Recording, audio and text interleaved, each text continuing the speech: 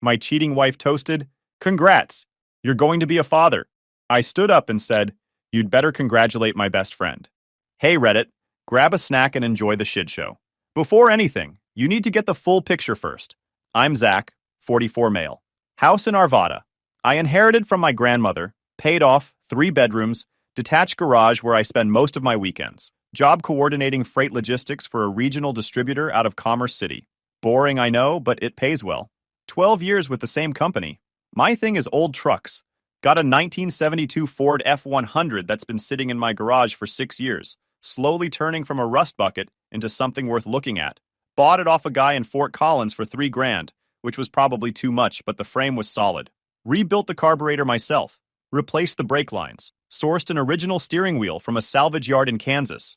Saturday mornings, that's my church. Coffee, hands covered in grease, classic rock on the radio I mounted to the wall.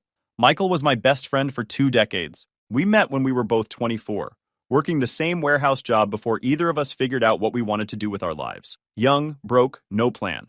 He was the guy who drove 4 hours at 2 a.m. when my dad had his stroke back in 2009. Sat in that hospital waiting room for 16 hours. Didn't offer advice, just stayed. When he started his landscaping business 7 years later, I co-signed a $40,000 equipment loan because no bank would touch his credit history. Didn't hesitate. That's the friendship we had. The kind where you don't keep score because you already know the other guy would show up when it mattered. Raina and I were married 11 years. No kids. We'd tried, failed, made peace with it after some hard conversations and harder silences. Thursday date nights at the same place near the river, the one where they knew our order without asking. Sunday dinners at her parents' in Lakewood. She handled the finances because she was better at it. Always had been. I handled the yard and the cars because she didn't care about either. It worked. Solid. Comfortable in a way that felt earned. Michael married Eva 8 years ago. I was his best man. Raina was a bridesmaid. After that, we became a foursome almost by accident. Holidays at one house or the other, camping trips up to Steamboat where we'd argue about the best fishing spots, Friday cookouts that went late, iced tea and stories around the fire pit.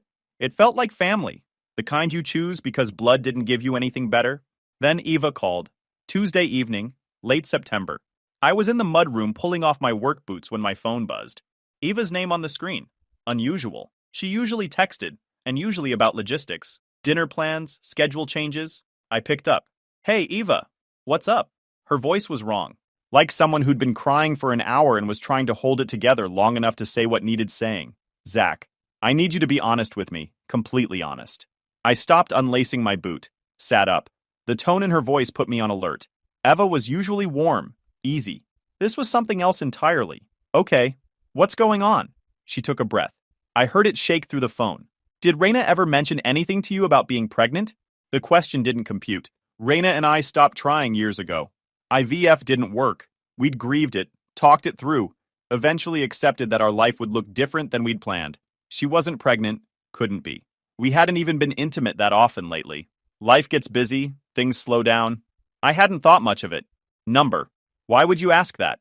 Long pause. Wind in the background like she was outside. Because I found paperwork in Michael's truck this morning. A prenatal benefits packet from a women's clinic in Aurora. Appointment schedules, insurance forms, vitamin information, the whole thing. I was looking for his sunglasses because I left mine at a restaurant last week. Found this folder shoved under the passenger seat. She paused. When she continued, her voice had dropped even lower. "Michael is listed as the emergency contact. Not you. Michael. And the patient information section has Raina's name on it. Her maiden name, Raina Hartley. The name she only used for things she didn't want connected to her married life. Old social media accounts. The credit card she'd had since college. Things from before us. Eva, are you sure? I wish I wasn't. You actually saw her name? Printed. Like they weren't even scared of you finding out. I know. Eva's voice cracked. But I called the clinic. I know I probably shouldn't have, but I couldn't just sit there staring at the paperwork. I pretended to confirm an appointment for a friend. Gave Raina's maiden name. Spelled it out. They said the next visit is October 3rd. Patient is Raina Hartley. I sat there, trying to make the pieces fit somewhere else. Somewhere that didn't end with my wife pregnant by my best friend. They didn't fit. Zach, I don't know what this means. Maybe there's an explanation. But I needed to tell you before I figured out what to do on my end. I couldn't just sit on it. I told her I appreciated the call. Said I'd look into it. We agreed to talk again in a couple days. Hung up. I sat there in the mudroom for probably 20 minutes. staring at the chalkboard where Raina wrote grocery lists, trying to rearrange reality into something that made sense. It didn't rearrange. That night, I watched Raina come home from her shift at the hospital. Administrative coordinator. Steady job, good benefits, regular hours. She kicked off her shoes by the door like always, kissed my cheek like always, asked about my day, started pulling things out of the fridge to make dinner. Same routine as 1,000 other nights. You're quiet tonight, she said. Long day, I told her. She smiled like that solved it. Good. I need you steady right now. Yeah, I said. Steady. Except now I was looking for cracks. And once you start looking, they show up everywhere. The way she angled her phone away when she texted. The gym visits that had tripled over the summer. Always in the evenings. Always running 45 minutes late. The weekend 2 months ago when she went to Boulder to visit her college friend. Came back glowing. Said the mountain air did her good. At the time, I thought nothing of it. Now it looked like something else entirely. She moved around the kitchen. Same woman I'd looked at for 11 years. But now there was something under all of it. I didn't sleep that night. Just lay there in the dark, listening to her breathe, wondering how long she'd been someone I didn't actually know. The next morning, I called in sick. My supervisor asked if everything was okay. I said stomach thing, should be fine tomorrow. Waited until Raina left for work. Watched her car disappear down the street. Then I drove to Aurora. The clinic was in a nice building off Havana Street. Prenatal partners. Expensive and discreet. Discretion cost extra there.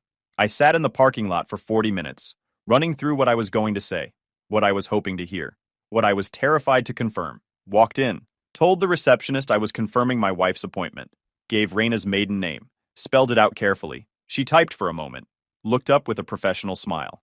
Oh yes, October 3rd. We actually already confirmed with the emergency contact yesterday. Is there anything else you need? Something went cold in my chest. Confirmed with who? The emergency contact on file. Name? She glanced at the screen. Michael Weston. I thanked her. Voice calm somehow. Walked out into the parking lot on legs that felt disconnected from my body. Sat in my truck for a long time. Other people coming and going. Normal lives. Mine wasn't normal anymore. Michael. Listed as emergency contact. Confirming appointments like it was his baby. Because it was. The rage came that night. During the day I was numb. Moved through the house like a ghost. Sat in the garage staring at the F-100 like its engine block might contain answers to questions I couldn't bring myself to ask out loud. But after Raina came home and made dinner and went to bed like nothing in the world had changed, I went downstairs, stood in the dark kitchen, and something inside me cracked wide open. I put my fist through the pantry door, twice, 3 times. Wood splintered, paint chips scattered across the floor, blood running down my knuckles. I stood there breathing hard with 20 years of friendship replaying in my head like a movie I'd misunderstood the entire time. The hospital waiting room when my dad had his stroke. 16 hours in those plastic chairs. Michael bringing me coffee, calling my brother, handling things I couldn't handle because my brain had shut down. The loan, $40,000 I co-signed because no bank would touch him. Put my credit on the line, my financial stability, because that's what you do for someone you trust with your life. His wedding. Standing next to him at the altar, watching him promise forever to Eva, giving a toast about brotherhood and loyalty, every word of it garbage apparently. And now he was having a baby with my wife, planning it for months, laughing about it in text messages while I rebuilt his equipment on weekends. I let it burn for 10 minutes. Then I cleaned up my hand at the sink, threw the broken wood in the trash, wrapped my knuckles in paper towel, and sat at the kitchen table until my pulse stopped hammering. Because rage makes you stupid, and stupid gets you buried in a divorce court. The next few days I paid attention without being obvious about it. Raina had been reorganizing our finances for months. Streamlining, she called it. I'd thought it was just her being efficient. She was always good with money, always optimizing systems. I'd been grateful to have one less thing to worry about. Now I actually looked at what she'd been doing. She'd moved $42,000 into an account that technically had my name attached, but required her signature for any withdrawal over $500. Changed the security questions to answers I didn't know. Changed the email notifications so only she got alerts. There was more. 3 weeks earlier, she'd quietly removed herself as a liable party on 2 of our joint credit cards. The accounts were still open, still functioning, but if I ran up charges now, they'd be on me alone. She'd also requested a credit limit increase on the card that was just in her name, $20,000 of available credit that I had no access to. Then, I found the email drafts on our shared computer. First one addressed to her sister Lydia. Subject line, if things get complicated. 3 paragraphs describing how I'd been acting strange, distant, suspicious, controlling. how she'd been tiptoeing around me for months, how she might need somewhere to stay when I finally reacted badly. Second one to her HR department, dated 3 weeks earlier, asking about domestic leave policies and employee assistance programs for difficult home situations. Nothing that accused me directly, just enough to establish a record of concern. She was building her story brick by brick, the unstable husband narrative. By the time the truth came out, she'd have documentation going back months, witnesses who'd heard about her concerns, a paper trail that made her look like the victim fleeing danger, and me like the threat she'd been warning everyone about. Friday cookout at our place. Michael and Eva came over like always. Burgers on the grill, iced tea in the cooler. Same routine we'd done 100 times over 8 years of friendship. I saw Michael differently now. The way he avoided holding my gaze too long. The way his hand lingered on Raina's shoulder when he handed her a drink. The small private smile they shared when they thought nobody was paying attention. Around 9, I went inside to grab more charcoal from the garage. Michael followed me. He leaned against my workbench, arms crossed. Hey man, you doing okay? I kept my back to him. Moving bags around. Fine. Work stuff. Raina mentioned you've been distant. She's worried about you. My hand stopped. I turned slowly. He had this concerned friend face on. Practiced. Sincere looking. Worried about what? I asked. Michael shrugged. That you'll react. To what? His eyes flicked away. Stress. Life. She said you've been checking her phone, asking questions about where she goes. His head tilted. That's not like you, Zach. I felt my jaw clench. He was testing me, trying to see if I knew, trying to get me to say something he could carry back to Raina. I looked him in the eyes. Maybe I'm just tired. He held my gaze a beat too long, then nodded, clapped my shoulder. If you ever need to talk, brother, I'm here. He walked back outside. I stood in the garage for another minute, hands shaking. Not from fear, from the effort of not putting him through the drywall right there. Wasn't going to give them that scene. Not yet. The following Tuesday, Raina tested me. I came home from work and she was in the living room with her phone out, angled toward me. Hey, where were you? Her voice was casual. Too casual. Work. Traffic was bad on I-70. You were late. I tried calling. Phone was in my bag. You always answer, she said. Not always. She tapped her phone once. Okay, just don't make this harder than it needs to be. Yeah, I said. Same. She watched me, waiting. The phone still in her hand, screen facing my direction. I walked past her to the kitchen without another word. That night when she was in the shower, I checked her phone. Recording app downloaded. Fresh install, no recordings yet. But it was there. Ready. She'd been trying to bait me into something she could use. Thursday, I met Eva at a coffee shop across town. Dark circles under her eyes. Hands wrapped around a mug she wasn't drinking from. Shoulders hunched like she was trying to make herself smaller. She'd found more on her end. A lot more. Credit card statements going back 6 months. Charges at hotels in the city. Restaurants she'd never heard Michael mention. A jewelry purchase that never turned into a gift she received. Text messages on his phone going back 8 months. Not just flirty stuff. Explicit messages. Planning messages. Coordination. She showed me screenshots. I didn't want to look, but I needed to see exactly what I was dealing with. The messages laid out the whole plan. Raina had texted Michael back in June. We need to time this right. If I announce too early, he might demand a test before the birth. Michael's reply, so we wait until it's obvious. Do it somewhere public. Lots of witnesses. Raina, thinking your anniversary dinner. Everyone we know will be there. He can't make a scene without looking exactly like the person I've been describing. Michael. Perfect. Lock it in. There were messages about money too.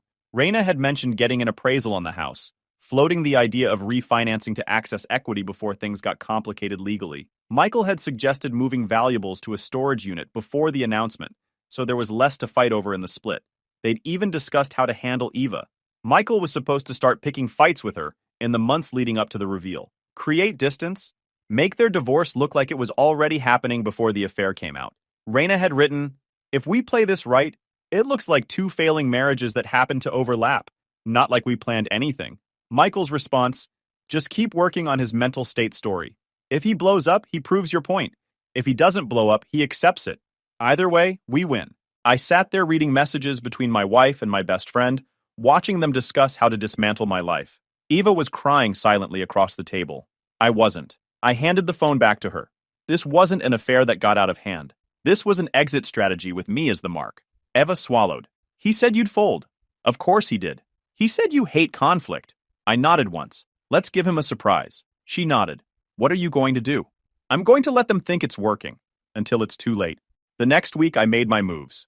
rerouted my direct deposit to an account at a different bank, pulled cash reserves out of accounts Raina could access, froze my credit across the board, retained Ben, the lawyer my coworker had recommended. Cold, efficient, treated divorce like surgery. Ben laid it out simple. Paternity denial had to happen fast, before any birth certificate got filed. DNA test would settle it. He said if I moved quick and kept my name off everything, the real father would be on the hook instead of me. The house was mine before the marriage. Grandmother's inheritance, separate property. Raina couldn't touch it. His advice, don't confront. Let her make the first public move, then respond. Then I remembered the loan. $40,000 I'd co-signed for Michael's equipment. If his business went under, I'd be on the hook for whatever was left. I called the lender Monday morning, confirmed my exposure. $18,000 still outstanding. Ben sent them formal notice that I'd be monitoring the account and would pursue recovery against Michael directly if payments stopped. Put them on alert. Made sure my name was in their file as someone who'd be watching. That same week, I handled the rest. Changed beneficiaries on my retirement accounts and life insurance. Raina's name came off, my brother went on. Removed her as emergency contact at work. Moved my grandmother's photo albums and the original deed to the house to a safe deposit box at the new bank. Put the F-100's title paperwork in there too. That weekend I drove by the storage unit Raina had rented. Couldn't see inside, but I knew what was there. Things she wanted out of the house before everything blew up. Things she didn't want me to have. I also found the appraiser's card in her purse. Called the number, pretended to confirm. He said Mrs. Harper had requested a market valuation last month. For refinancing purposes. Refinancing my grandmother's house. Property in my name alone. She was trying to build a paper trail. Establish some claim to something that was never hers. Michael and Eva's 8th anniversary dinner was scheduled for Saturday night. Steakhouse downtown, private room, 20 people. Close friends, some family. A few of Michael's business contacts who'd become social acquaintances over the years. Raina spent the whole week preparing. New dress. Hair appointment Thursday afternoon. Nails done Friday morning. She was glowing the way pregnant women glow when they're ready to share news with everyone. Except she wasn't sharing news. She was springing a trap. This was the stage they'd picked. 20 witnesses. People who'd known us for years. Who'd believe Raina's version of events if I reacted badly. Who'd remember the crazy husband who couldn't handle good news about a baby. Thursday night, Michael showed up at my house unannounced. I was in the garage working on the F-100's ignition system when I heard his truck pull into the driveway. Engine cut off. Door slammed. Footsteps coming up the drive. He walked in through the side door like he always had for 20 years. Got a minute? I set down the socket wrench I was holding, wiped my hands on a rag without hurrying. What's up? He stood with his hands in his pockets, looking at the oil stains on the floor. Wouldn't meet my eyes. Man to man. I want to make sure we're solid before Saturday. Why wouldn't we be? He shifted his weight, glanced up at me with that concerned look. Raina says you've been off lately. She's scared, Zach. This is me doing something, I said. He blinked. What's that supposed to mean? It means you shouldn't be here. Zach! I stared at him. Do something like what? I don't know. He held my gaze. That's what scares her. She's in a delicate place right now. She needs support, not suspicion. The audacity of it hit me like a physical blow. Standing in my garage, telling me my wife needed support from him. The man who'd been sleeping with her for 8 months while I rebuilt his carburetor and covered his loan payments when he ran short. I felt my hands clench, pulse hammering in my neck. Every instinct I had screamed to grab him by the collar, slam him into the workbench, and beat the confession out of him right there. Make him say it out loud. Make him explain how he could do this to someone who'd been there for his entire adult life. But that's exactly what they wanted. Something Raina could describe to her HR department. Something Michael could tell the friend group at Saturday's dinner. Proof that I was exactly the unstable, dangerous man they'd been painting me as for months. I wasn't giving them that. Not yet. I forced my shoulders to relax. You should go. Zach, I'm just trying to help. If something's bothering you, we can talk about it. That's what brothers do. The word brothers hung in the air between us. 20 years of history in that one word. All of it garbage now. Now. He held up his palms, backed toward the door. All right, just know I'm here for you. I didn't move, just watched him leave. When his truck pulled away, I stood in the garage for 20 minutes, breathing slow, letting the red fade from my vision. Saturday came. I put on a clean shirt, drove Raina to the restaurant, smiled at the hostess, shook hands with people I'd known for years. Michael and Eva greeted us at the door. Eva was pale. She knew something was coming. Didn't know what I was going to do about it. The dinner went like any dinner. Appetizers, drinks, conversation. Raina worked the room, hand occasionally brushing her stomach like she couldn't wait to share the secret. I sat at my spot, drank, and waited. The toast came after the main course. The room was warm and comfortable, plates being cleared, glasses being refilled. Eva stood first. Her chair scraped as she pushed back. Something sweet about 8 years with Michael, building a life together, looking forward to whatever comes next. Her voice was steady, but her hands shook when she lifted her glass. Then Michael stood, adjusted his tie, cleared his throat, said he wanted to add something to make the evening special. He looked at Raina. She smiled at him, a smile that thought nobody was watching, the kind that said, "We're about to win." Then she smoothed her dress, clinked her fork against her glass until the room went quiet. 20 faces turned toward her. She put her hand on her stomach. That practiced maternal gesture. I know this is Michael and Eva's night, and I hate to steal any thunder, but we have news we've been waiting to share with everyone we love. She turned to me, eyes bright with performance, waiting for me to smile, play the grateful husband who finally got the miracle he'd been waiting for. Zach and I are going to be parents. The room erupted. Chairs scraped as people stood. Someone yelled finally. Emily from Raina's work started crying immediately. Michael was already moving toward me, hand extended, concerned, supportive friend face locked in, ready to shake my hand and seal the lie. I stood up slowly. The cheering died in waves as people noticed I wasn't smiling, wasn't moving toward Raina, wasn't reaching for Michael's hand. Silence settled over the room like a weight, 20 faces staring. I lifted my glass, scanned the room slowly, found Eva across the table. She'd gone white, hand frozen halfway to her mouth. She knew, had known for 2 weeks, didn't know what I was about to do. I looked at Michael, held his gaze until his smile started to falter, watched his throat work as he tried to figure out what was happening. Congrats. My voice flat, carrying in the silence. My best friend's the dad. 3 seconds of absolute stillness. Felt like an hour. Nobody moved, nobody breathed. Eva's voice went thin. Michael, don't you dare lie to me, Michael whispered. Eva, not here. Right here, she said. Answer. He didn't. Michael's face cycled through confusion, recognition, fear, calculation, finally settling on desperate denial. His mouth opened, but nothing came out. His extended hand dropped to his side like someone had cut the strings. Raina grabbed my arm hard, nails digging in. Stop! She hissed, low enough only I could hear. Or what? I asked. Her grip tightened. Don't do this. You already did. I didn't look at her. Kept my eyes on Michael, the clinic in Aurora, the one where you confirmed the appointment, the paperwork Eva found in your truck, the texts about locking it in here so I couldn't question it without proving everything she's been saying about me. Someone at the end of the table whispered, "Oh my God." Michael's father just stared, face going gray. Eva stood slowly, chair screamed against the floor, staring at Michael like she was watching a stranger wear her husband's face. 8 years of marriage crumbling right there in front of everyone who'd attended their wedding. Michael found his voice finally. Zach, buddy. This is crazy. You're confused. Let's go outside and... I turned to Raina for the first time. You wrote emails about my mental state. To your sister. To your HR. You moved 40 grand into accounts I can't touch. You rented a storage unit. Had my grandmother's house appraised for refinancing without telling me. Her face went white. You built the unstable husband story for months. Laid every brick. Problem is, I found out before you could finish the wall. Michael took a step toward me, hand coming up like he was going to steer me outside.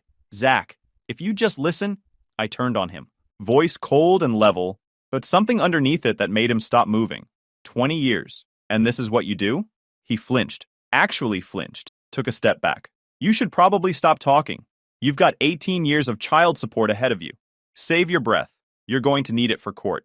I set down my glass, walked through the room, past the frozen faces and half-raised phones, past Emily with her hand over her mouth, past Michael's mother who looked like she might be sick. Nobody tried to stop me. Nobody said a word. My hands shook the whole drive home. Raina didn't come home that night. Texted around midnight, staying at Lydia's, need space. That made everything simpler. I called Ben first thing Monday. Papers filed by noon.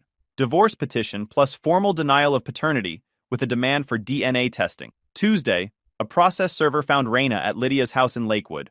I wasn't there, but Ben told me she cried and asked if there was any way to stop it. There wasn't. Wednesday, Ben confirmed that since Raina had voluntarily left and her name was never on the deed, I could rekey the house. Had a locksmith out that afternoon. Thursday, Raina showed up with Lydia to get her things. Ben had helped me set it up. Neutral handoff, everything documented. I stayed in the living room while they packed. Lydia glared at me like I'd personally murdered her cat. Raina tried twice to start a conversation. Both times I held up my phone and said, "We're keeping this professional." She took clothes, toiletries, a jewelry box, tried to take the iPad. I reminded her it was mine before the marriage. She put it back. When they left, I changed the garage code. Eva filed against Michael by Friday. Her lawyer was a shark from a downtown firm that specialized in high-conflict divorces. Woman who smiled when she talked about asset seizure. She went after everything. The landscaping business, the house, his equipment, his client list, his retirement accounts. The fallout hit Michael fast and hard. Monday after the dinner, his biggest commercial client canceled. 5 years of regular work, gone in a 10-minute phone call. The property manager had been at the dinner, saw everything, called first thing Monday, going in a different direction. Michael tried to explain. Don't need that drama connected to my properties. Click. By Wednesday, 2 of Michael's 3 crew members quit. Both of them had been at the dinner too. They'd brought their wives. Watched their boss get exposed as the guy who'd been sleeping with his best friend's wife for 8 months while planning to make the friend raise the baby. They didn't say much when they quit. Just dropped off their company shirts and keys and said they'd found other work. The one guy who stayed, a younger kid named Evan who needed the paycheck, asked for a raise to compensate for working short-handed. Michael couldn't afford it, but paid anyway because he had no choice. His equipment supplier put him on cash-only terms by the following Monday. The credit line he'd built over 5 years vanished with one phone call.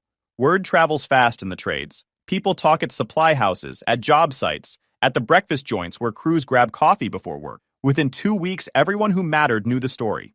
2 weeks after the dinner, Michael got served at a job site.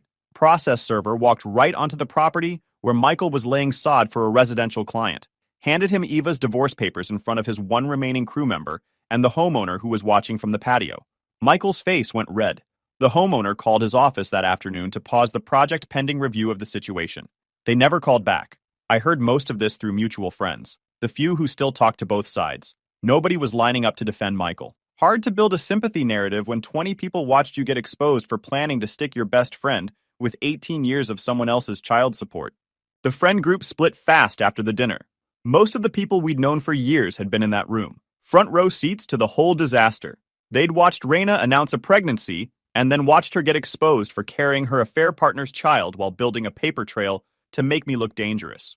Hard to claim it was complicated when 20 people saw the exact moment the mask came off. Within a week, I'd gotten texts from 4 different people asking if I was okay, if I needed anything, if I wanted to grab coffee and talk. Not one of them asked about Raina's side of things. Not one of them suggested maybe I'd overreacted.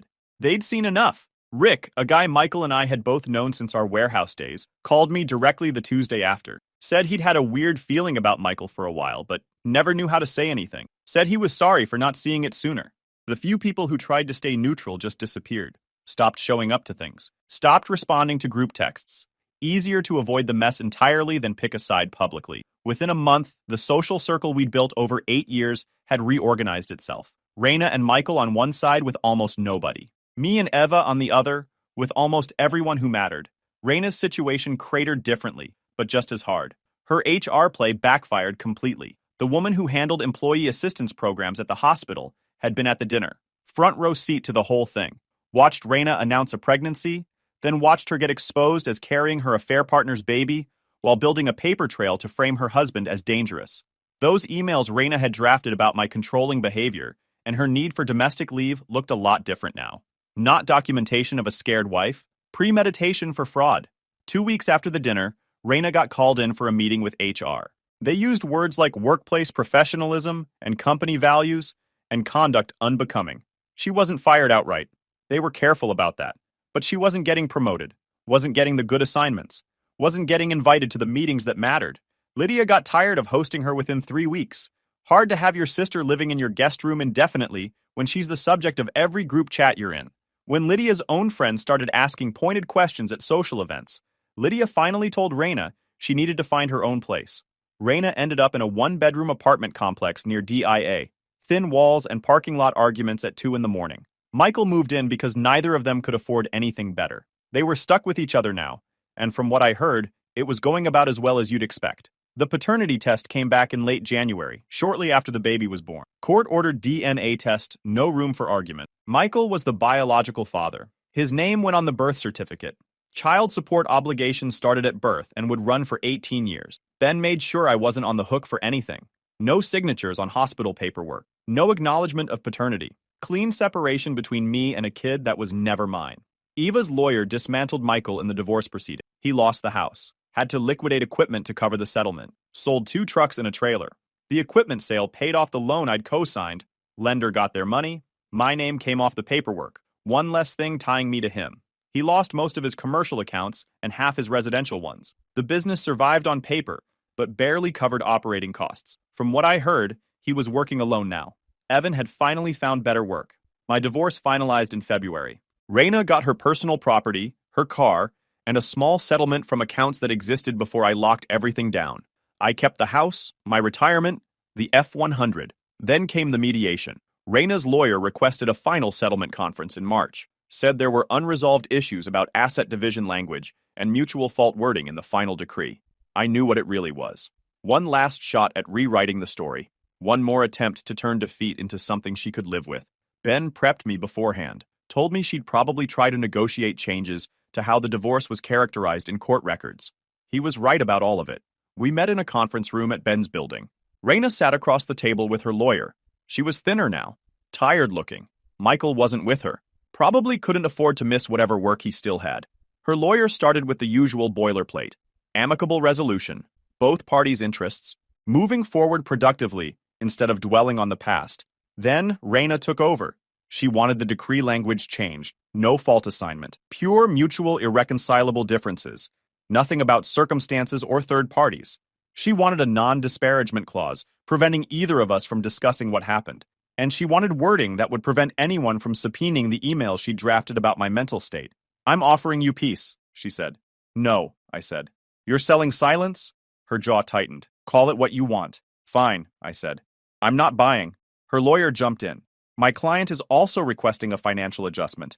Given the damage to her professional reputation, she's seeking additional compensation from the marital assets.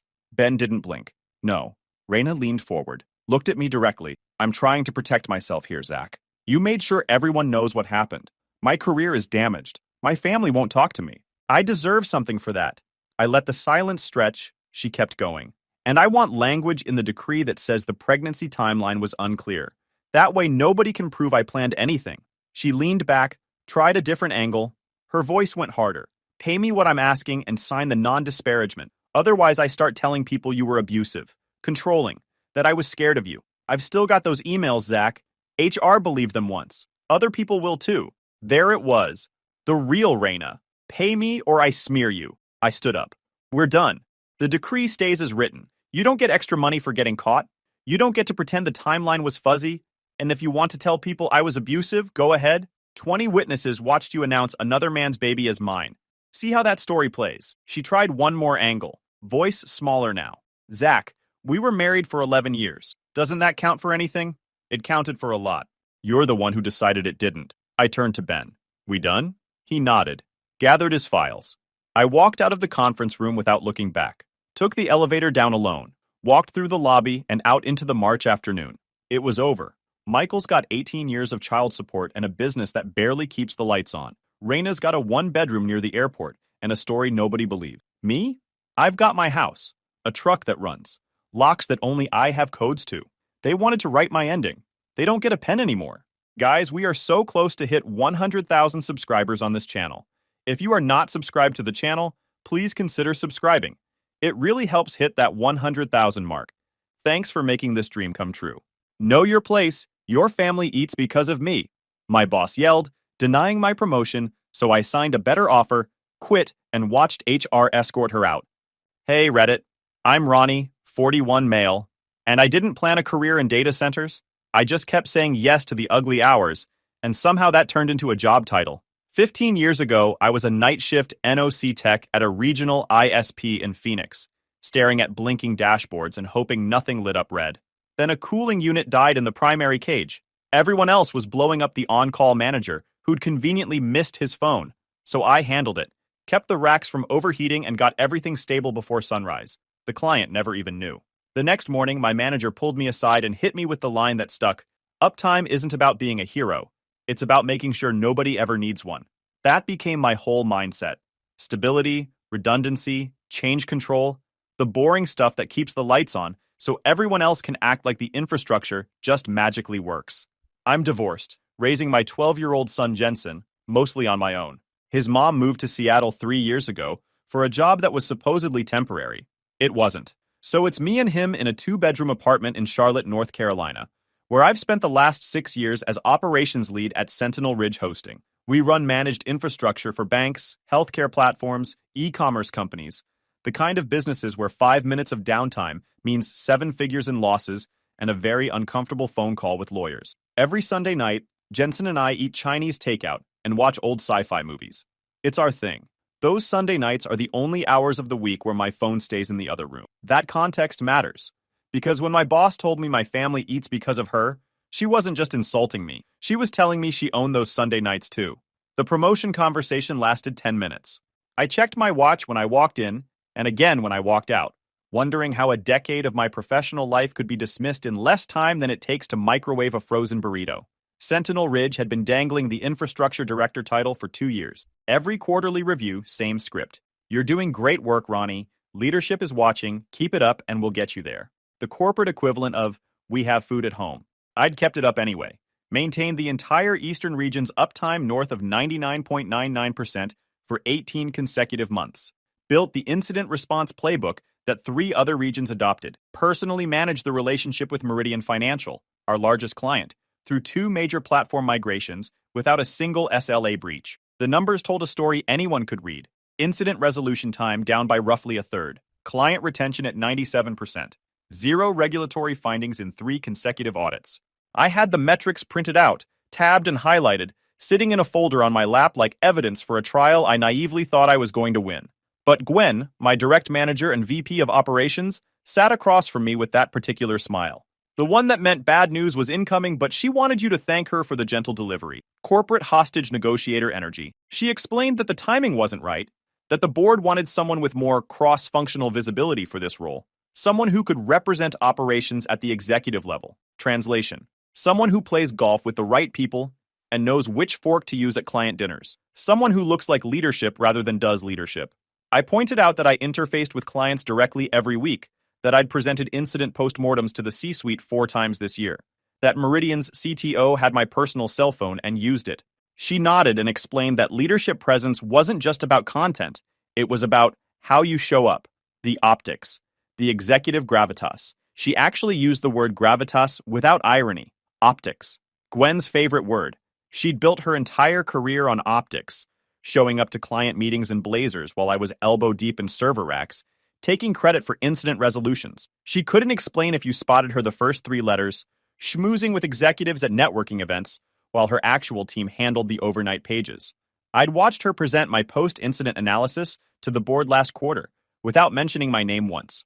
My team identified the root cause, she'd said, standing in front of slides I'd built, explaining a failure mode I'd diagnosed while she was at a leadership retreat in Asheville, doing whatever those things involve. She suggested I keep doing what I was doing. Let her work on opening doors. 6 months, maybe 9. We'd get there. The hamster wheel extended another rotation. Keep running, keep producing, keep making her look good, and maybe someday you'll get a pellet. I stood up to leave. The conversation was over, and we both knew it. She stopped me at the door, asked me to close it for a second. The polished corporate mask slipped slightly. What I saw underneath was something colder. The look of someone who viewed the people around them not as colleagues, but as inventory to be managed. Assets with unfortunate opinions. She said she wanted to make sure we understood each other, that she knew recruiters had been reaching out, that she knew I thought I had options. Then she reminded me I was a single father who needed stability, health insurance, predictable hours, that a kid in middle school isn't exactly portable, that the job market isn't kind to people who job hop at our age, like we were in the same boat.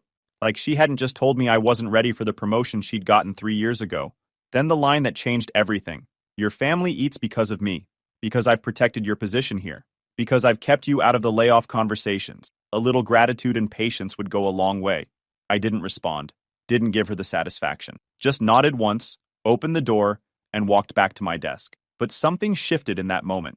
A wire that had been holding tension for years snapped clean. She'd said the quiet part out loud. She didn't see me as a colleague or even an employee. She saw me as a resource she controlled. A man she could threaten with his own son's well-being and expect gratitude in return. That night, after Jensen went to bed, I updated my resume for the first time in 3 years. Gwen Holloway hadn't always been this way. Or maybe she had, and I'd just been too busy keeping the lights on to notice the ceiling she was constructing above my head. She'd arrived at Sentinel Ridge 4 years ago, recruited from a larger competitor with a resume full of buzzwords. Transformational leader, strategic visionary, passionate about building high-performance teams. The kind of phrases that mean nothing but sound impressive to people who confuse confidence for competence. Her profile picture was professionally lit with perfect hair and a power blazer. Mine was cropped from a family photo at the zoo where Jensen was making bunny ears behind my head. Within 6 months, she'd reorganized the operation structure to put herself at the center of every client communication. Within a year, she'd implemented a visibility protocol requiring all significant updates to route through her before reaching leadership. In practice, nothing I did would reach anyone who mattered unless Gwen forwarded it. And when she forwarded it, my name got scrubbed. Credit went in, attribution came out. Magic. The Meridian financial relationship was the clearest example. I'd inherited that account when their previous vendor had a catastrophic failure, the kind everyone in ops circles heard about for years afterward, the kind that gets whispered as a cautionary tale at conferences and used as a case study in what not to do presentation. Their CTO had been burned badly enough to trust no one. I spent 18 months rebuilding that trust, one incident-free month at a time.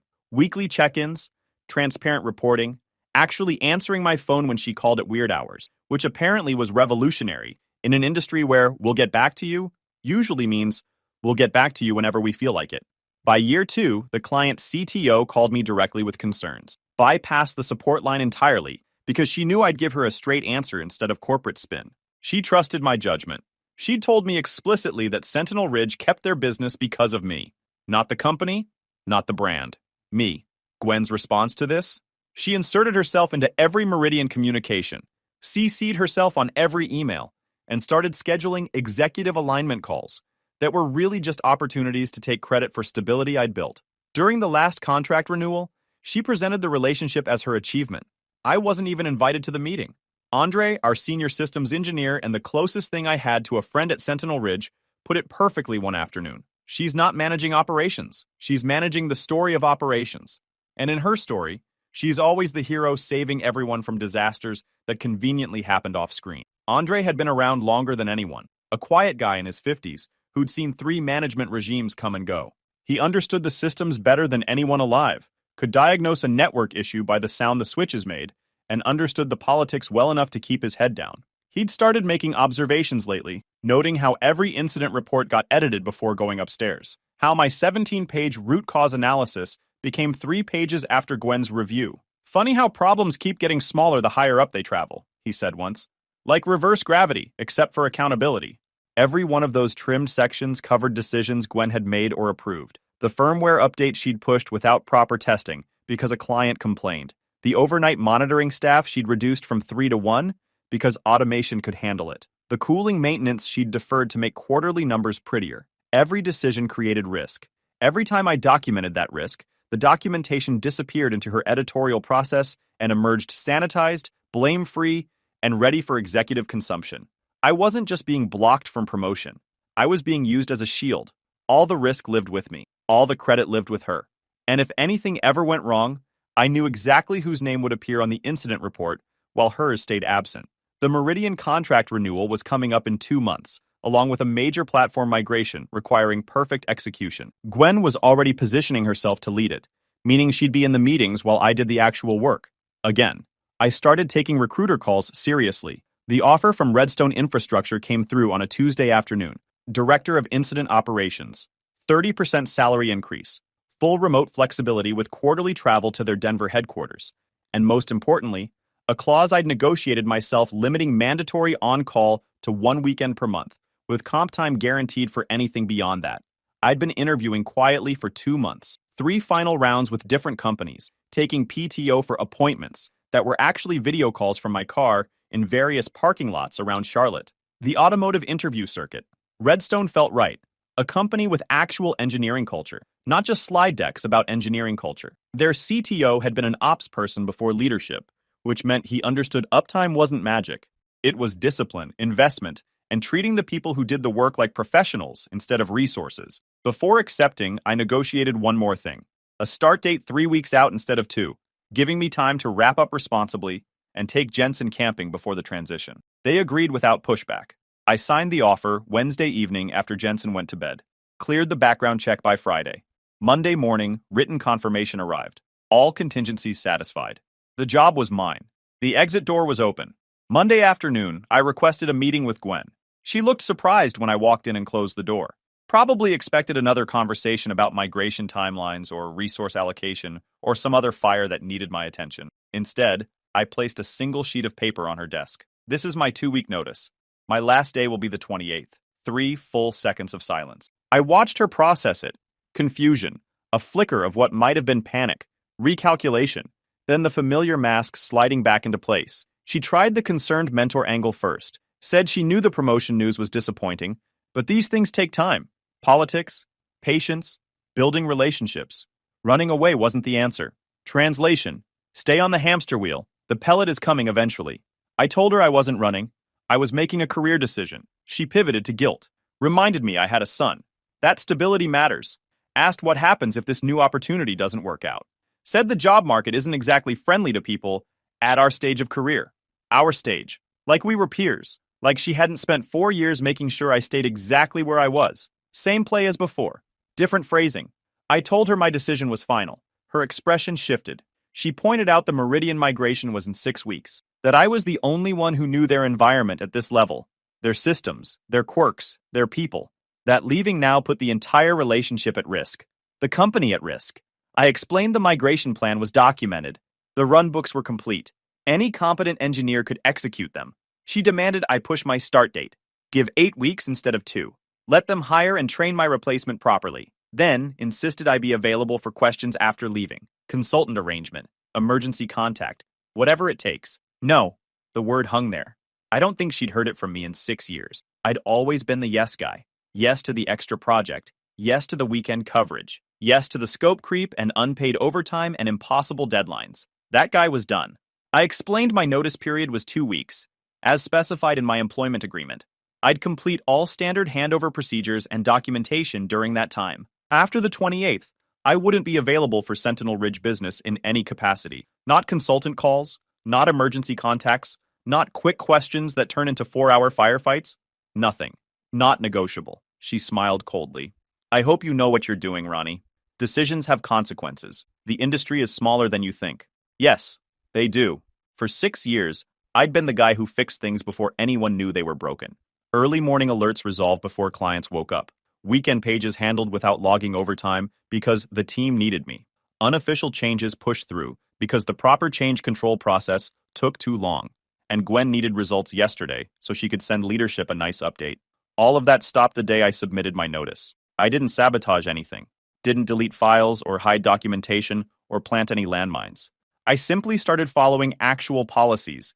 The ones written in the official procedures manual that nobody ever read because they expected me to handle exceptions personally. Malicious compliance. Except it wasn't even malicious. It was just compliance. Following the rules everyone agreed to follow, but nobody actually followed because there was always someone like me to clean up the mess quietly. Day 1 of my notice period, a junior engineer messaged me about an Amber Alert on the Meridian backup cluster. Sync lag. Asked if I could just bounce the service like usual. The usual being, I fix it in 5 minutes, nobody logs a ticket, nobody follows procedure, the problem disappears, and everyone pretends the systems run themselves. Old Ronnie would have remoted in, fixed it, and moved on without telling anyone there'd been an issue. New Ronnie replied with instructions to follow the standard incident escalation procedure. Document in ServiceNow. Assign to on-call rotation. Follow the runbook. Section 4.3 covers sync lag specifically. The response came back almost immediately, but that takes like 2 hours with all the approvals. You could fix it in 5 minutes. My reply: the procedure exists for a reason. Following it ensures proper documentation and knowledge transfer. I won't always be here to bounce services. Translation: not my circus anymore. Time to learn to juggle. Watching people realize they'd have to actually use the processes I'd written was darkly fascinating. They went through the usual denial to acceptance arc and finally started reading the runbooks. Turns out, those processes worked fine. They were just slow, bureaucratic, and exactly as thorough as they needed to be for a regulated industry where audit trails matter. By day 3, Gwen scheduled an all-hands operations sync, corporate for emergency meeting because everything's on fire, and I need someone to yell at. She threw scary graphs on the screen showing resolution times up 40%, customer satisfaction trending yellow, and something called operational velocity that I'm pretty sure she made up. It sounded bad, which was the point. She demanded to know what was happening. Why were things taking so long? Where was the sense of urgency? The room sat in uncomfortable silence. Junior engineers looked at each other like students hoping someone else would answer the teacher's question. Someone coughed. This was the moment where old Ronnie would have spoken up, offered to coordinate a solution. New Ronnie sat there with his hands folded, waiting. I explained in my most helpful voice that we were following documented change control procedures, per her memo from last October about process adherence and audit compliance. The one she'd sent after external auditors flagged our change management as a risk area. The one she'd made everyone sign acknowledging they'd read and understood. Her jaw tightened. That memo had been performative, a gesture she'd assumed nobody would actually enforce because I'd always handled things quietly. A checkbox exercise, CYA documentation, not something people were supposed to actually do. She suggested there was room for professional judgment in applying procedures, that we didn't need to be rigid about routine issues, that experienced team members should know when to expedite. I agreed completely, nodded, then noted that with the Meridian migration approaching, it seemed important to ensure all changes were properly documented and approved for audit trail purposes. Wouldn't want another finding, especially not right before a major client engagement. Checkmate via her own policy. She couldn't argue without contradicting herself in front of the entire team. The meeting ended with nothing resolved and everyone confused about what they were supposed to do now. Death by process. Exactly as designed. That afternoon, I left at 5 o'clock sharp. First time in years that I hadn't stayed, just to wrap up a few things. Jensen had a basketball game at 6:30, and I was going to be there for the whole thing, instead of watching the fourth quarter from the parking lot while handling emails on my phone. He spotted me in the stands during warm-ups and literally stopped dribbling. The ball bounced away while he stared, grinned, got yelled at by his coach for losing focus. After the game, they won by 6, and he had 8 points including a three-pointer in the fourth quarter. We got burgers at his favorite place. He asked why I wasn't checking my phone, why I hadn't looked at it once since we sat down. I told him about the new job. Director role. Better pay. Mostly remote. We weren't moving. Same apartment, same school, same everything. Except I'd actually be around for dinner. And games. And Sunday movies that didn't get interrupted by emergency pages. He thought about it for a second, then said the other thing wasn't working, for either of us. The incident hit at 2:40 a.m. on day 9 of my notice period. I woke up to 43 notifications and a voicemail from Andre that consisted of 2 words. It's bad. My phone still had the old alert routing from when I used to cover extra rotations. I'd never bothered to remove myself from the escalation chains until now. One more thing on the handover list that suddenly seemed less urgent. Meridian Financial's primary database cluster had crashed. Not a graceful failover to backup systems. Not a controlled maintenance window with customer notification. A hard crash with data corruption during overnight batch processing. The kind of failure that makes auditors ask uncomfortable questions and lawyers start drafting demand letters. Their SLA guaranteed 99.99% uptime for critical systems, with financial penalties that escalated by the hour. Every minute of unplanned downtime cost them roughly $15,000 in direct losses, plus whatever regulatory penalties would follow from missed processing windows. By the time the sun came up, they'd been down 4 hours, $6 million in exposure and counting, with the meter still running and no clear resolution in sight. I could hear the panic in the escalation emails even from here, watching the notifications pile up on my phone like a slow-motion disaster. I wasn't on call, wasn't even supposed to be involved, but Andre called me anyway.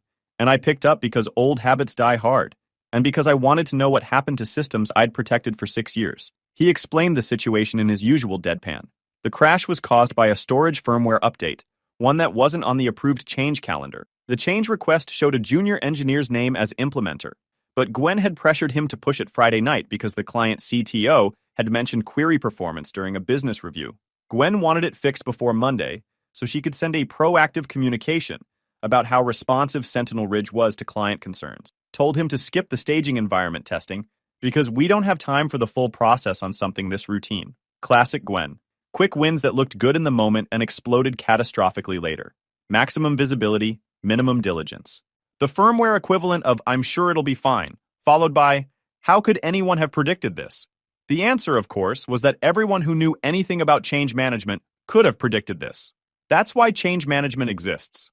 I'd blocked dozens of similar requests over the years by insisting on proper testing and change windows. The conversations were always the same. Gwen would frame urgency as client centricity. I'd explain why shortcuts create bigger problems than they solve. She'd sigh dramatically about how ops people don't understand the business, and I'd hold the line anyway. Without me running interference, nobody was left willing to tell her no. Nobody wanted to be the person who slowed things down or didn't understand the urgency or wasn't a team player. So they did what she asked, and now $6 million was on fire.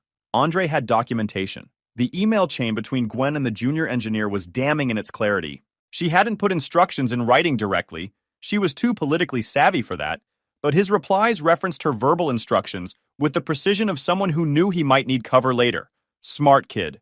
Per our call, you want me to push the firmware tonight and skip staging validation. Just confirming in writing before I proceed. Her response, 3 minutes later. Correct. The client is breathing down my neck and I need this resolved before Monday. Get it done. Plus the change request noted, expedited per VP approval with her initials, and the change control system logged exactly who approved the staging bypass. Digital breadcrumbs leading straight to her door. I told him to save everything. Screenshot it, export it to the compliance case folder, flag it for legal hold. Don't let anyone modify those records. The formal incident review was scheduled for Thursday. Standard practice for any outage exceeding SLA thresholds. A structured postmortem where we'd walk through timeline, identify root causes, and document corrective action. Usually, Gwen would facilitate these reviews, which meant controlling the narrative and ensuring the final report said whatever she needed it to say. The problems got smaller. The accountability disappeared.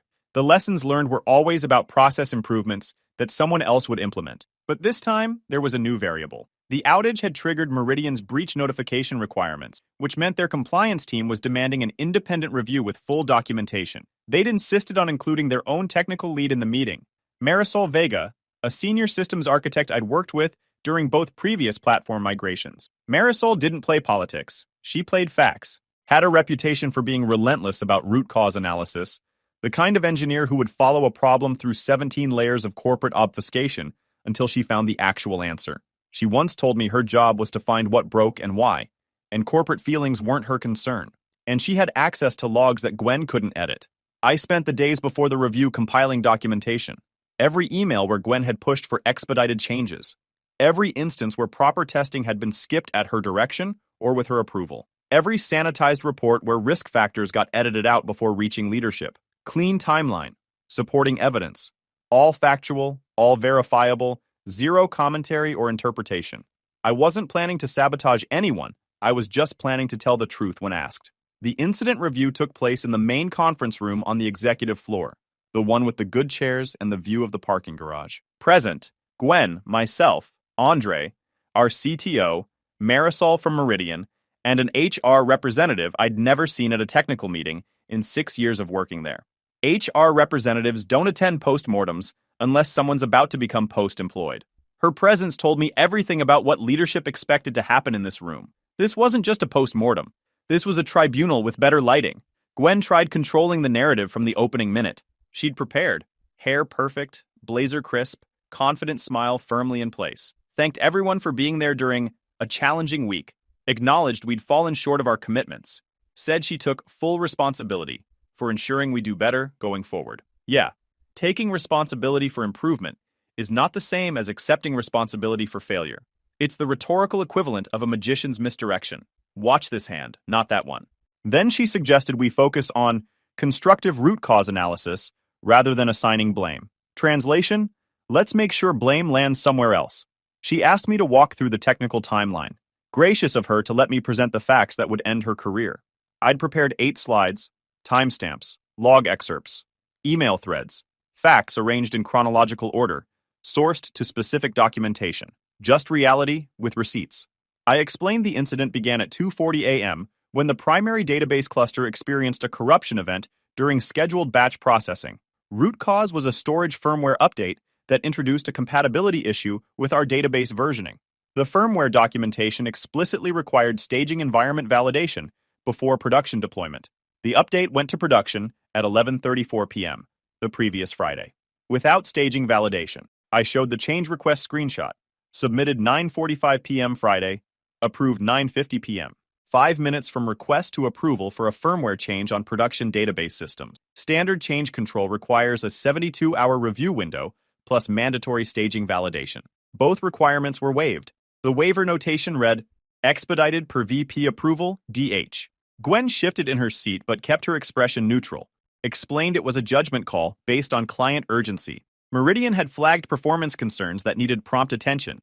Sometimes you have to balance process with responsiveness. Can't let bureaucracy get in the way of client service. Marisol spoke for the first time, voice calm, precise. The voice of someone who'd sat through 100 of these meetings and had exactly zero patience for corporate spin. What performance concerns specifically? I reviewed our support ticket history this morning. There's no escalation from our team requesting emergency firmware intervention. No severity 1 ticket. No documented urgency. Gwen explained it came up in conversation during the quarterly business review. The client CTO had mentioned some query latency that was concerning her team. Informal feedback. The kind of thing that doesn't always make it into formal channels. Did she specifically request that firmware be updated without staging validation? Gwen's smile tightened. She explained she'd expressed urgency about resolution. She made a leadership decision to prioritize client satisfaction and competitive responsiveness. Sometimes you have to take initiative. I advanced to the next slide. The email thread, with key passages highlighted. I read the relevant exchange. The junior engineer's email at 9:15 p.m. Friday. Per our call, you want me to push the firmware update tonight and skip staging validation. Just confirming instructions in writing before I proceed. Gwen's response at 9:18 p.m. Correct. The client is breathing down my neck, and I need this resolved before Monday. Get it done. Silence settled over the room like a physical weight.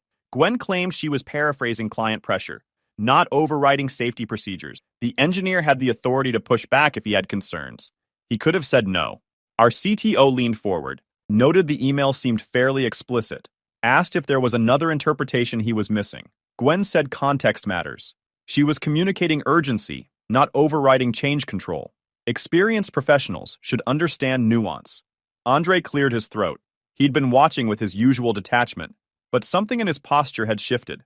He leaned forward slightly. The change control audit log shows Gwen's credentials approved the expedited timeline and staging bypass. Not the engineer's supervisor, not the change control board as required for production database systems. Gwen directly using VP override authority. The timestamp is 9:50 p.m. Friday, 5 minutes after the request was submitted. The HR rep's pen was moving across her legal pad with intense focus, transcribing testimony, building a record. Gwen insisted VP override authority existed for exactly these circumstances. That's why the authority existed in the first place. It was part of her role. The ability to make judgment calls when the situation required. I pulled up the policy screenshot. Noted that firmware changes to production database systems require change control board approval regardless of urgency level. Per policy OPS 147, section 4.2. VP override authority explicitly excludes changes to critical data systems handling financial transactions. The policy document showed her electronic signature at the bottom. She'd signed off on it herself during last year's annual compliance review. Marisol added that Meridian's contract includes specific language about change control procedures for systems handling financial data. Bypassing documented procedures may constitute material breach. Their legal team was reviewing implications. Gwen pivoted to me, said I'd been disengaged for 2 weeks, refused to help with routine issues, unavailable for questions from junior team members, now presenting all this like a prosecution instead of a collaborative review. Maybe if I'd been more supportive, this situation wouldn't have happened.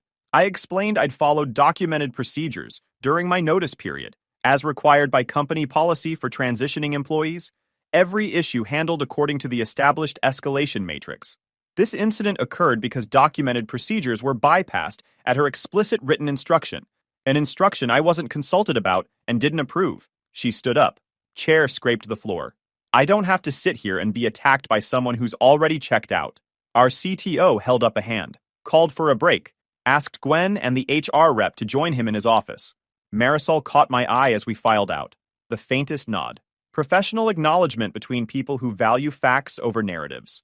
The rest of my notice period passed quietly. Gwen was working remotely on strategic initiatives for the remainder of the week, meaning she was negotiating her exit, being investigated by legal, or both. Her office light stayed dark.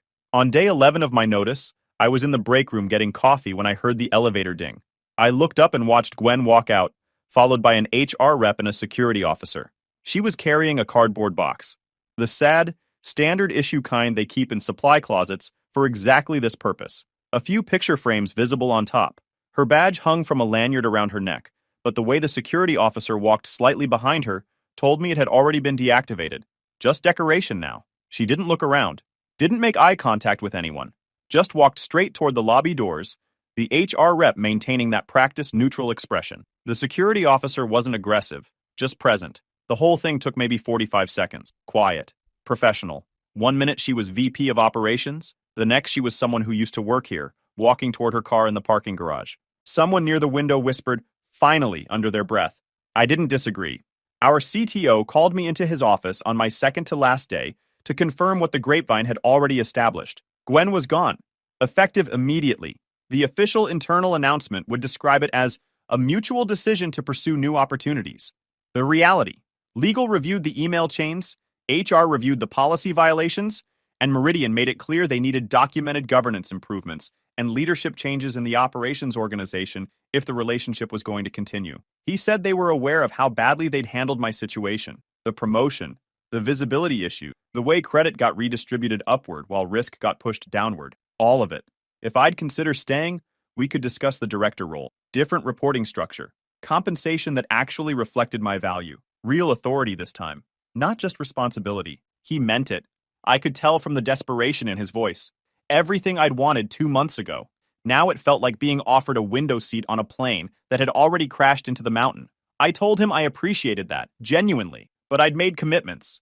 He nodded, said he figured, that I'd been right about everything. He should have seen it sooner. I told him he saw what Gwen wanted him to see. That was her specialty. On my last day, I finished the handover documentation. Almost 90 pages of procedures, contacts, troubleshooting guides, and institutional knowledge that would take my replacement months to fully absorb. Assuming they bothered to read it and didn't just ping me on LinkedIn asking quick question. I sent it to Andre with a note. Don't let them pressure you into shortcuts. The procedures exist for a reason. His reply came back within minutes, staying exactly long enough to collect full pension. Then fly fishing shop in Montana. You should visit. Bring the kid. I stopped by the junior engineer's desk on my way out, the one Gwen had pressured into pushing the firmware update. He looked shell-shocked. Fair, given he'd spent the past week being interviewed by legal about emails he'd never wanted to write and decisions he'd been pressured into making. He apologized, said he should have pushed back harder, that he knew it felt wrong when he did it. I told him he was a junior engineer doing what his VP explicitly instructed in writing, not on him. Blame flows upward, not downward, at least in any organization that deserves to exist. But next time someone with authority asks him to skip a safety procedure, get it in writing, then think carefully about pressing enter. His career will last longer than their urgency. Badge returned. Equipment signed off. NDA reminder acknowledged. Standard exit procedures complete. I walked out of Sentinel Ridge on a Friday afternoon. No fanfare, no goodbye party, no tearful farewells. Just me in a cardboard box, stepping into a humid Charlotte afternoon that smelled like summer rain. Jensen was on the couch when I got home. Basketball highlights on TV. Last day? Yup, last day. How do you feel? I thought about it honestly. The years of early mornings and late nights and missed dinners and weekend emergencies. Gwen's cold smile and her comment about my family eating because of her. All the credit stolen and blame deflected and risk absorbed by people who deserved better. Watching her walk out with that sad little box? Good. Really good. We still doing Chinese and Terminator 2 on Sunday? Wouldn't miss it. Monday, I started at Redstone. New badge, new laptop, new Slack workspace full of new people. First meeting with their CTO covered incident response philosophy and team expectations. He explained their approach was simple. Document everything. Test everything. Never let anyone pressure you into shortcuts because they're in a hurry. The right way is the only way, even when the right way takes longer. Especially when the right way takes longer. I smiled. Said I could work with that. My phone stayed quiet all morning. No pages, no panicked texts, no urgent escalations from people needing me to save them from decisions they shouldn't have made. Just the normal rhythm of a job that respected boundaries and understood that uptime wasn't about heroes. It was about systems that worked, because people followed the process, because they invested in redundancy and testing and change control, because they treated stability as a feature, not an afterthought. 2 weeks later, Andre texted me a screenshot.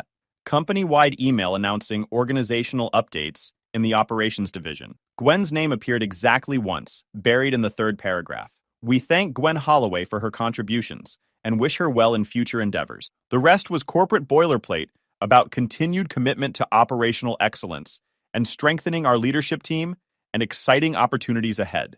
Andre's commentary, 3 sentences, after 4 years. The official record of her entire tenure. Almost poetic, really. I laughed, closed the message, and went back to work. Some people never learn, but that wasn't my problem anymore. Guys, we are so close to hit 100,000 subscribers on this channel. If you are not subscribed to the channel, please consider subscribing. It really helps hit that 100,000 mark. Thanks for making this dream come true.